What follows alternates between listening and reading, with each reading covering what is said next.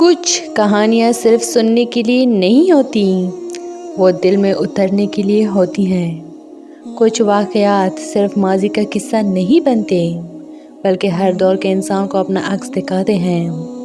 حضرت یوسف علیہ السلام کی کہانی بھی ایسی ہی ہے۔ یہ حسن اور صبر، حسد اور آزمائش، اور آخرکار اللہ کی تدبیر کی ایک زندہ تصویر ہے۔ یہ وہ کہانی ہے جو ہمیں سکھاتی ہے کہ جب راستے بند نظر آئیں تب بھی آسمان سے فیصلے اتر رہے ہوتے ہیں۔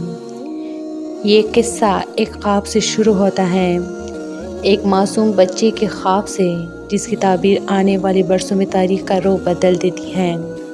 حضرت یوسف علیہ السلام اللہ کے برگزیدہ نبی حضرت یعقوب علیہ السلام کے بیٹے تھے۔ حضرت یعقوب علیہ السلام حضرت اسحاق علیہ السلام کے فرزند اور حضرت ابراہیم علیہ السلام کے پوتے تھے۔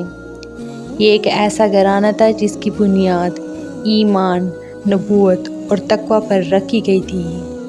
یوسف علیہ السلام بچپن ہی سے غیر معمولی خوبصورتی، نرمی اور ذہانت کے حامل تھے۔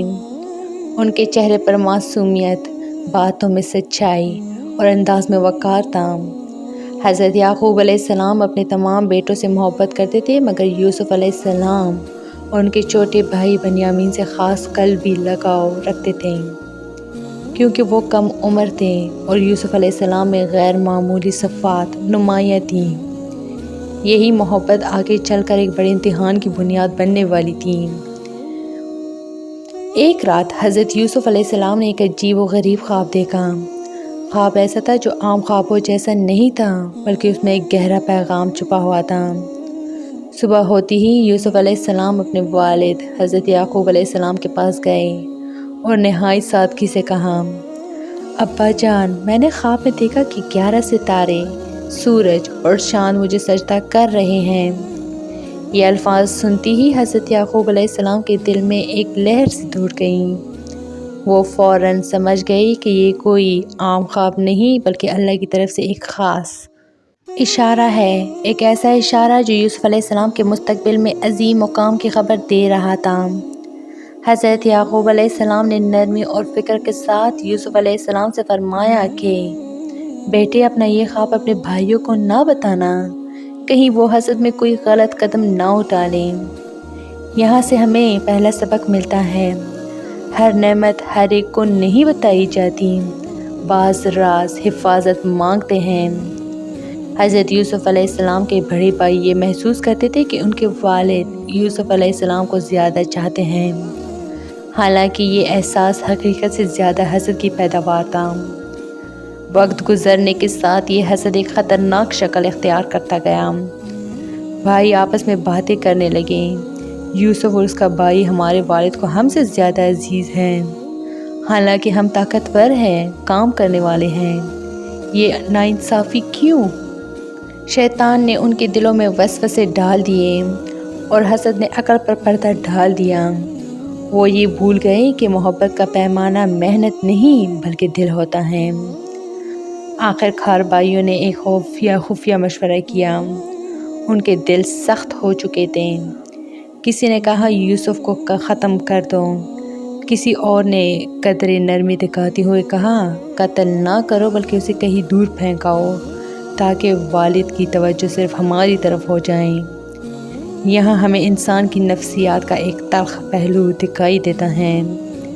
جب انسان گناہ کی طرف بڑھتا ہے تو خود کو جواز بھی فراہم کرتا ہے۔ آخر یہ طے پایا کہ یوسف علیہ السلام کو کسی ویران کنویں میں ڈال دیا جائے، جہاں سے کوئی قافلہ گزرے گا اور اسے اٹھا لے جائے گا۔ بھائی حضرت یعقوب علیہ السلام کے پاس آئے اور بڑی معصومیت سے کہا، ابا جان، یوسف کو کل ہمارے ساتھ جنگل جانے دیں، ہم کھیلیں گے، تفریح کریں گے۔ حضرت یعقوب علیہ السلام کا دل کانپ اٹھا۔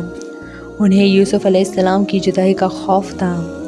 انہوں نے فرمایا، مجھے ڈر ہے کہ تم غافل ہو جاؤ اور کوئی بھیڑیا اسے کھا جائے۔ بھائیوں نے فوراً یقین دلایا کہ ہم اتنے مضبوط ہوتے ہوئے یوسف کو کیسے نقصان پہنچانے دیں گے۔ آخرکار باپ کے دل پر جبر ہوا اور انہوں نے اجازت دے دی۔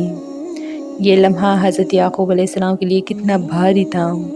اس کا اندازہ صرف ایک باپ ہی لگا سکتا ہے۔ جب وہ جنگل پہنچے تو بھائیوں نے یوسف علیہ السلام کے ساتھ سخت رویہ اختیار کیا۔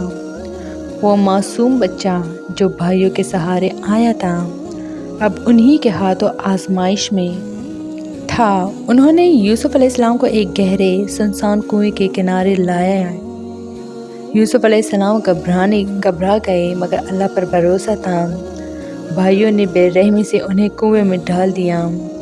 اندھیرا، خاموشی، تنہائی، لیکن اسی لمحے اللہ نے یوسف علیہ السلام کے دل میں وحی ڈالی، ایک دن تم انہیں ان کے اس عمل کی خبر دو گے اور وہ تمہیں پہچان بھی نہ پائیں گے۔ یہ وہ لمحہ تھا جب لگتا ہے سب کچھ ختم ہو گیا، مگر دراصل یہی سے اللہ کی تدبیر کا آغاز ہوا۔ حسد انسان کو اندھا کر دیتا ہے، حتیٰ کہ وہ رشتوں کو بھی رون دیتا ہے۔ اللہ کے فیصلے کنویں کی تاریکی میں بھی روشنی بن جاتے ہیں۔